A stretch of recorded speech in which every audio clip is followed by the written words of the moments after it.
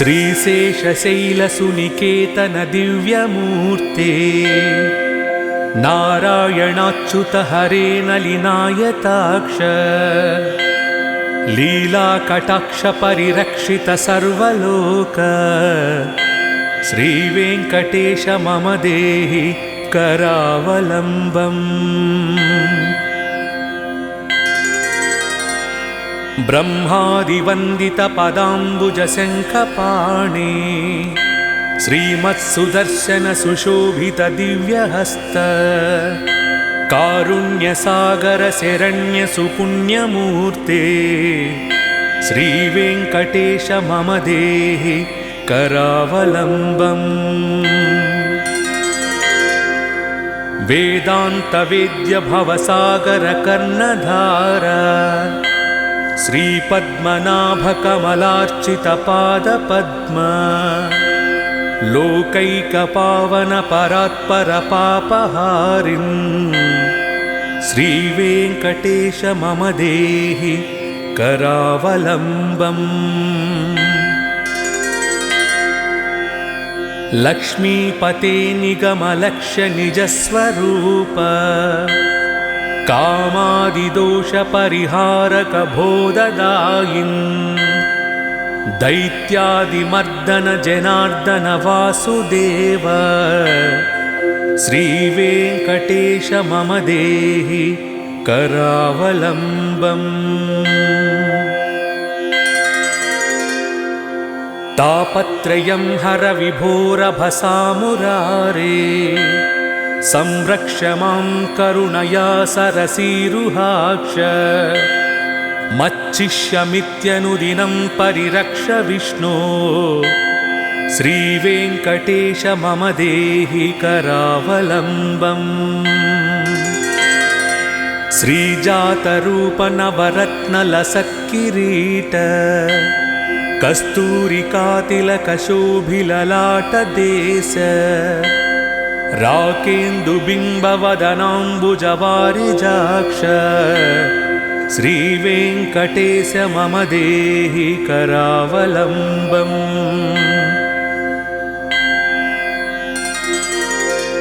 वन्दारुलोकवरदानवचो विलास रत्नाढ्यहार परिशोभित कम्बुकण्ठ केयूररत्न सुविभासि दिगन्तराल श्रीवेङ्कटेश मम देहि करावलम्बम्। दिव्याङ्गदाङ्कित भुजद्वयमङ्गलात्मन् केयूरभूषण सुशोभित दीर्घबाहो नागेन्द्रकङ्कण करद्वय कामदायिन् श्रीवेङ्कटेश मम देहि करावलम्बम्।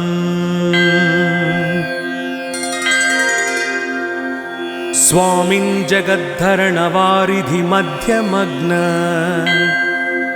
मामुद्धारय कृपया करुणापयोधे लक्ष्मींश्च देहि मम धर्म समृद्धि हेतुं श्रीवेङ्कटेश मम देहि करावलम्बम्।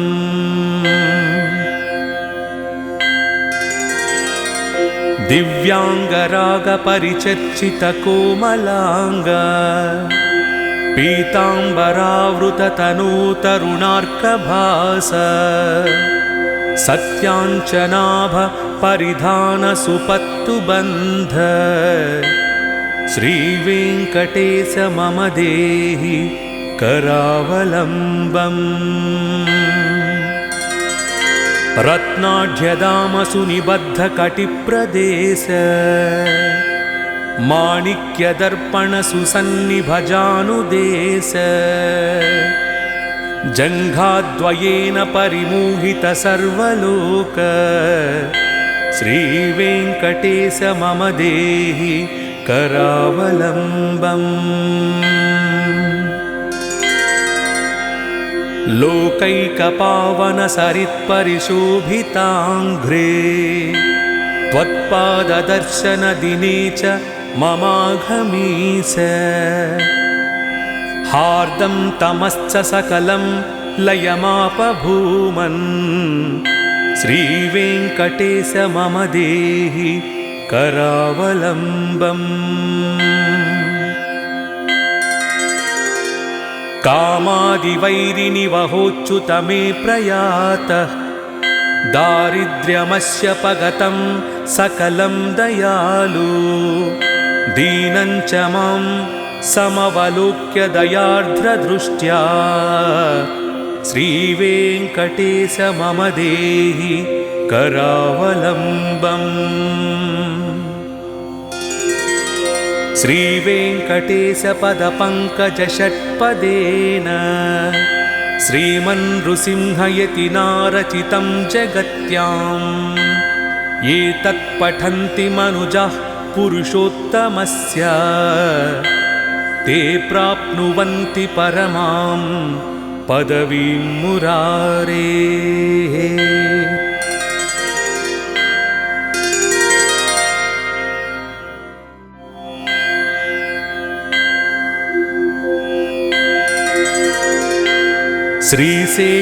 श्रीशेषशैलसुनिकेतन दिव्यमूर्ते नारायणाच्युत हरे नलिनायताक्ष लीलाकटाक्ष परिरक्षित सर्वलोक श्रीवेङ्कटेश मम देहि करावलम्बम्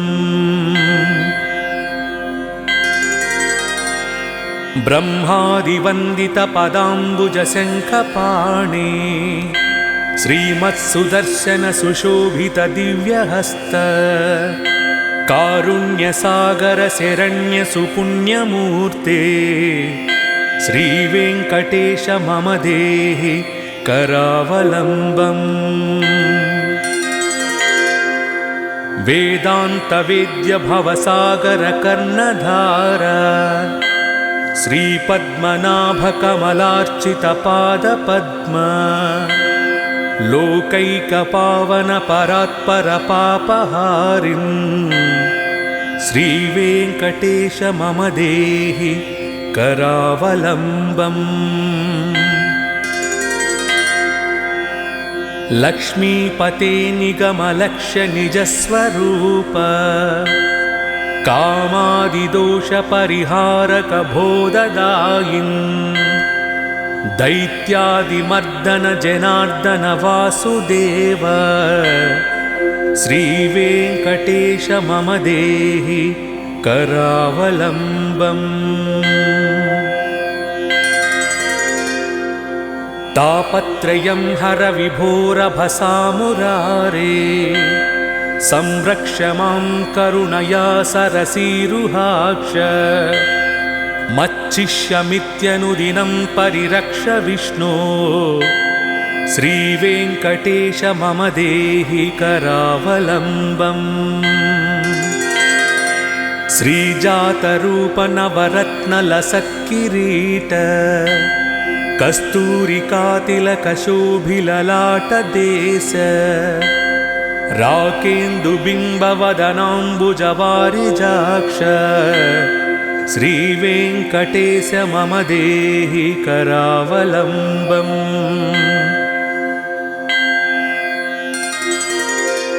वन्दारुलोकवरदानवचो विलास रत्नाढ्यहार परिशोभित कम्बुकण्ठ केयूररत्नसुविभासि दिगन्तराल श्रीवेङ्कटेश मम देहि करावलम्बम् दिव्याङ्गदाङ्कितभुजद्वयमङ्गलात्मन् केयूरभूषण सुशोभित दीर्घबाहो नागेन्द्रकङ्कणकरद्वय कामदायिन् श्रीवेङ्कटेश मम देहि करावलम्बम्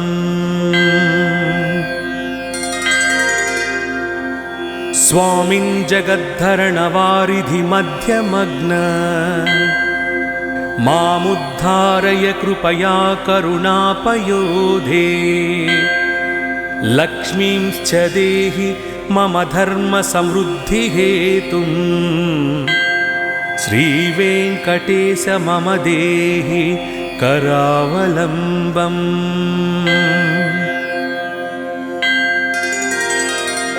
दिव्याङ्गरागपरिचर्चितकोमलाङ्ग पीताम्बरावृततनूतरुणार्कभास सत्याञ्चनाभ परिधानसुपत्तुबन्ध श्रीवेङ्कटेश मम देहि करावलम्बम्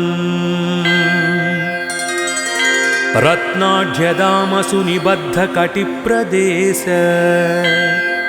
माणिक्यदर्पणसुसन्निभजानुदेश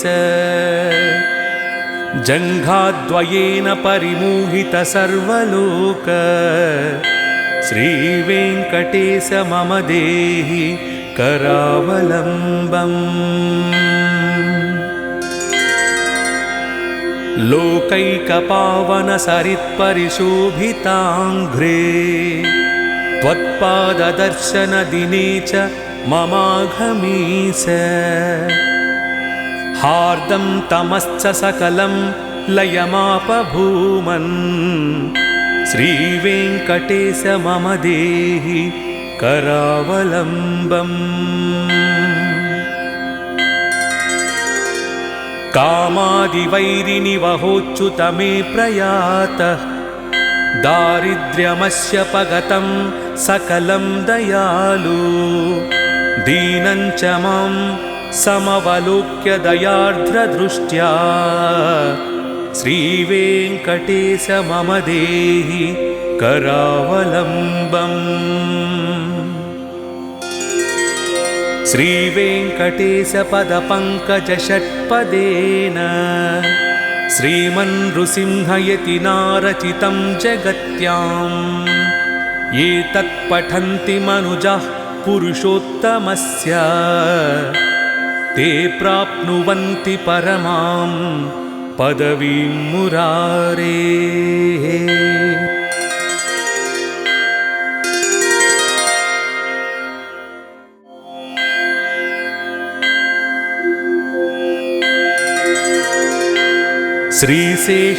श्रीशेषशैलसुनिकेतन दिव्यमूर्ते नारायणाच्युत हरे नलिनायताक्ष लीलाकटाक्ष परिरक्षित सर्वलोक श्रीवेङ्कटेश मम देहि करावलम्बम् ब्रह्मादिवन्दितपदाम्बुजशङ्खपाणि श्रीमत्सुदर्शनसुशोभित दिव्यहस्त कारुण्यसागरशरण्यसुपुण्यमूर्ते श्रीवेङ्कटेश मम देहि करावलम्बम् वेदान्तवेद्य भवसागरकर्णधार श्रीपद्मनाभकमलार्चितपादपद्म लोकैकपावनपरात्परपापहारिन् श्रीवेङ्कटेश मम देहि करावलम्बम् लक्ष्मीपते निगमलक्ष्य निजस्वरूप कामादिदोषपरिहारक बोधदायिन् दैत्यादिमर्दन जनार्दन वासुदेव श्रीवेङ्कटेश मम देहि करावलम्बम् तापत्रयं हर विभोरभसामुरारे संरक्ष मां करुणया सरसीरुहाक्ष मच्चिष्यमित्यनुदिनं परिरक्ष विष्णो श्रीवेङ्कटेश मम देहि करावलम्बम् श्रीजातरूपनवरत्नलसत्किरीट कस्तूरिकातिलकशोभिललाटदेश राकेन्दुबिम्बवदनाम्बुजवारिजाक्ष श्रीवेङ्कटेश मम देहि करावलम्बम्।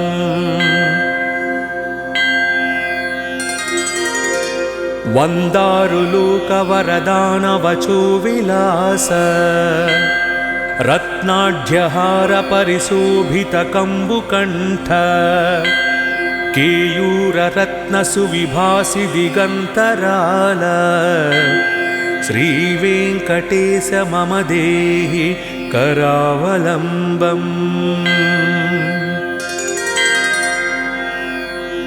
दिव्याङ्गदाङ्कितभुजद्वयमङ्गलात्मन् केयूरभूषणसुशोभितदीर्घबाहो नागेन्द्रकङ्कणकरद्वयकामदायिन् श्रीवेङ्कटेश मम देहि करावलम्बम्।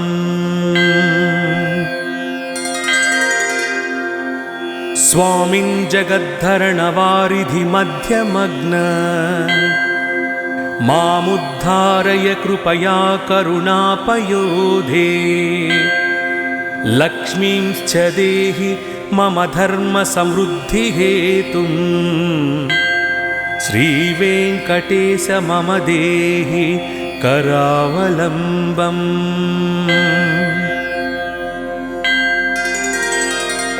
दिव्याङ्गरागपरिचर्चितकोमलाङ्ग पीताम्बरावृततनूतरुणार्कभास सत्याञ्चनाभ परिधानसुपत्तुबन्ध श्रीवेङ्कटेश मम देहि करावलम्बम्।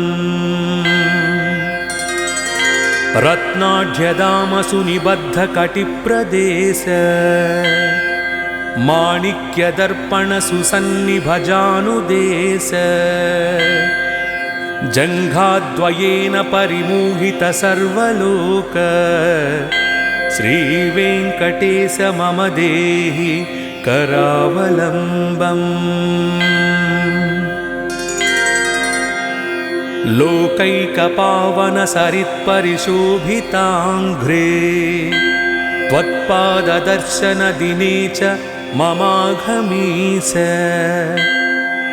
हार्दं तमश्च सकलं लयमापभूमन् श्रीवेङ्कटेश मम देहि करावलम्बम्।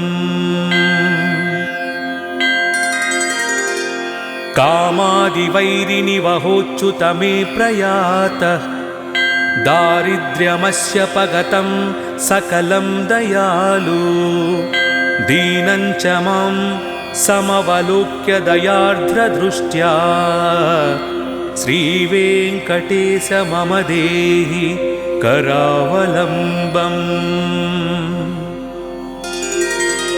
श्रीवेङ्कटेशपदपङ्कजषट्पदेन श्रीमन्नृसिंहयतिना रचितं जगत्याम् ये तत्पठन्ति मनुजाः पुरुषोत्तमस्य ते प्राप्नुवन्ति परमां पदवीं मुरारेः।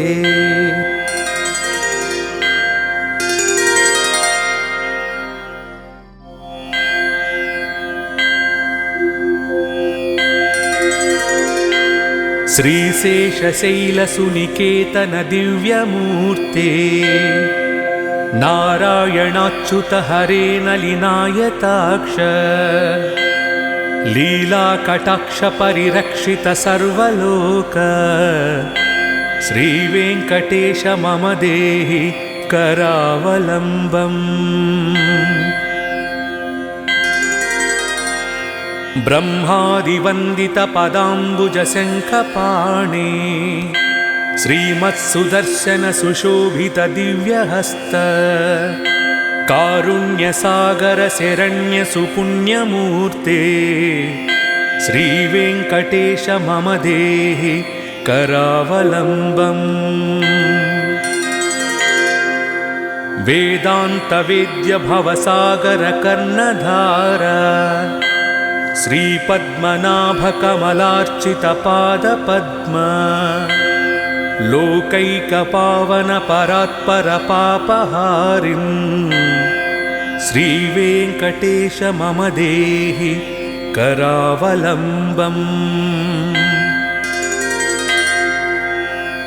लक्ष्मीपते निगमलक्ष्य निजस्वरूप कामादिदोषपरिहारक बोधदायिन् दैत्यादिमर्दन जनार्दन वासुदेव श्रीवेङ्कटेश मम देहि करावलम्बम्। तापत्रयं हर विभोरभसामुरारे संरक्ष मां करुणया सरसीरुहाक्ष मच्चिष्यमित्यनुदिनं परिरक्ष विष्णो श्रीवेङ्कटेश मम देहि करावलम्बम्। श्रीजातरूपनवरत्नलसत्किरीट कस्तूरिकातिलकशोभिललाटदेश राकेन्दुबिम्बवदनाम्बुजवारिजाक्ष श्रीवेङ्कटेश मम देहि करावलम्बम्।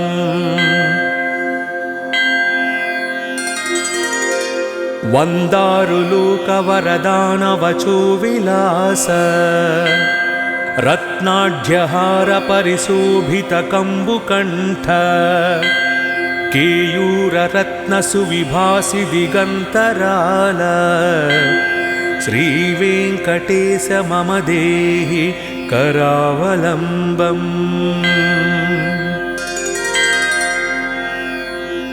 दिव्याङ्गदाङ्कितभुजद्वयमङ्गलात्मन् केयूरभूषणसुशोभितदीर्घबाहो नागेन्द्रकङ्कणकरद्वयकामदायिन् श्रीवेङ्कटेश मम देहि करावलम्बम्।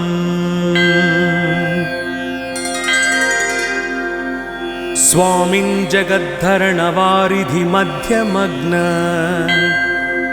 मामुद्धारय कृपया करुणापयोधे लक्ष्मींश्च देहि मम धर्मसमृद्धिहेतुं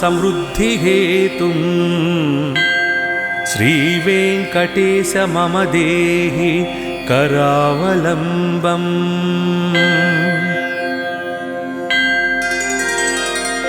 दिव्याङ्गरागपरिचर्चितकोमलाङ्ग पीताम्बरावृततनूतरुणार्कभास सत्याञ्चनाभ परिधानसुपत्तुबन्ध श्रीवेङ्कटेश मम देहि करावलम्बम्। रत्नाढ्यदामसुनिबद्धकटिप्रदेश माणिक्यदर्पणसुसन्निभजानुदेश जङ्घाद्वयेन परिमोहितसर्वलोक श्रीवेङ्कटेश मम देहि करावलम्बम्। लोकैकपावनसरित्परिशोभिताङ्घ्रे त्वत्पाददर्शनदिने च ममाघमीस हार्दं तमश्च सकलं लयमापभूमन् श्रीवेङ्कटेश मम देहि करावलम्बम्। कामादिवैरिनिवहोच्युत मे प्रयातः दारिद्र्यमस्य पगतं सकलं दयालु दीनं च मां समवलोक्य दयार्द्रदृष्ट्या श्रीवेङ्कटेश मम देहि करावलम्बम्। श्रीवेङ्कटेशपदपङ्कजषट्पदेन श्रीमन्नृसिंहयतिना रचितं जगत्याम् ये तत्पठन्ति मनुजाः पुरुषोत्तमस्य ते प्राप्नुवन्ति परमां पदवीं मुरारेः।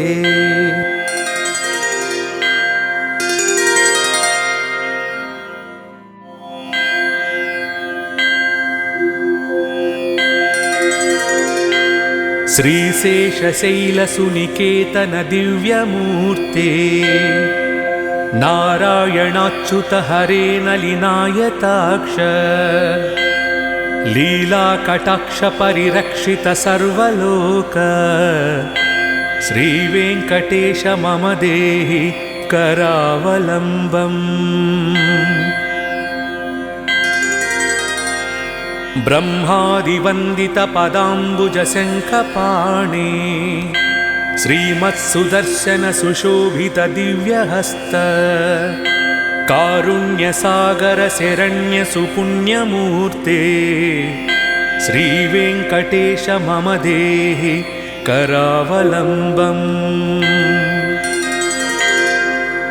वेदान्त वेद्य भवसागर कर्णधार श्रीपद्मनाभ कमलार्चित पादपद्म लोकैकपावन परात्पर पापहारिन् श्रीवेङ्कटेश मम देहि करावलम्बम्।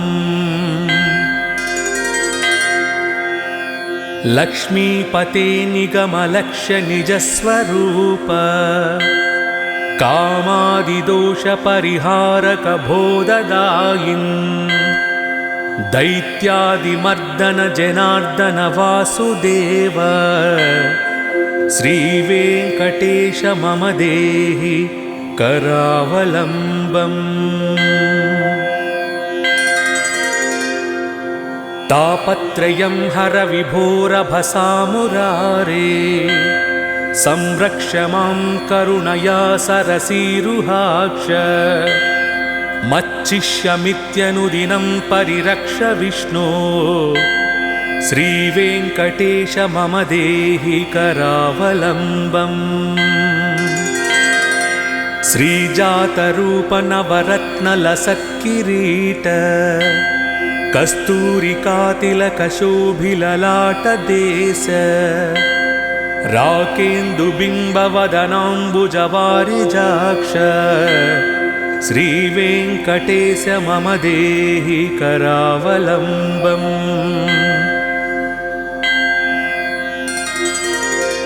वन्दारुलोकवरदानवचो विलास रत्नाढ्यहार परिशोभित कम्बुकण्ठ केयूररत्नसुविभासि दिगन्तराल श्रीवेङ्कटेश मम देहि करावलम्बम्।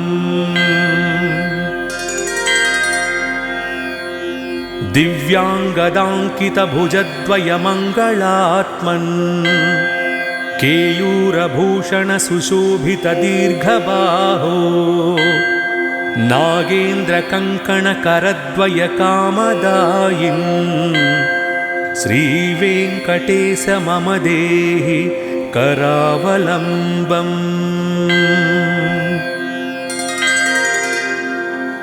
स्वामिन् जगद्धरणवारिधि मध्यमग्न मामुद्धारय कृपया करुणापयोधे लक्ष्मींश्च देहि मम धर्म समृद्धिहेतुं श्रीवेङ्कटेश मम देहि करावलम्बम्।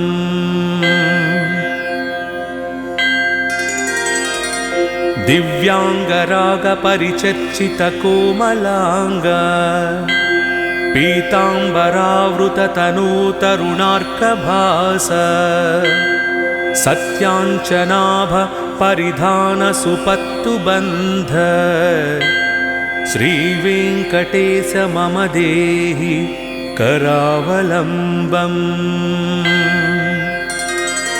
रत्नाढ्यदामसु निबद्धकटिप्रदेश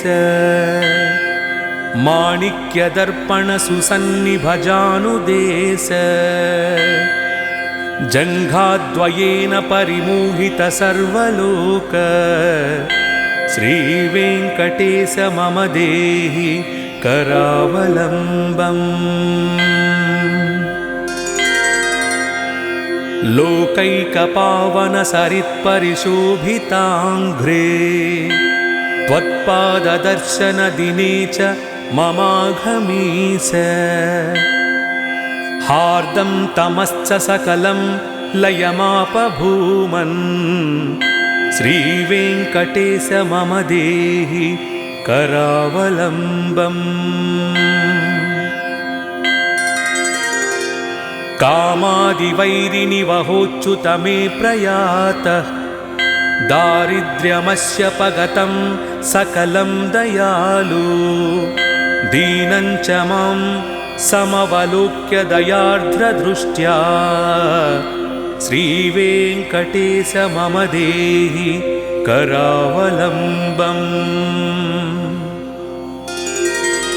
श्रीवेङ्कटेशपदपङ्कजषट्पदेन श्रीमन्नृसिंहयतिना रचितं जगत्याम् एतत् पठन्ति मनुजाः पुरुषोत्तमस्य ते प्राप्नुवन्ति परमां पदवीं मुरारेः।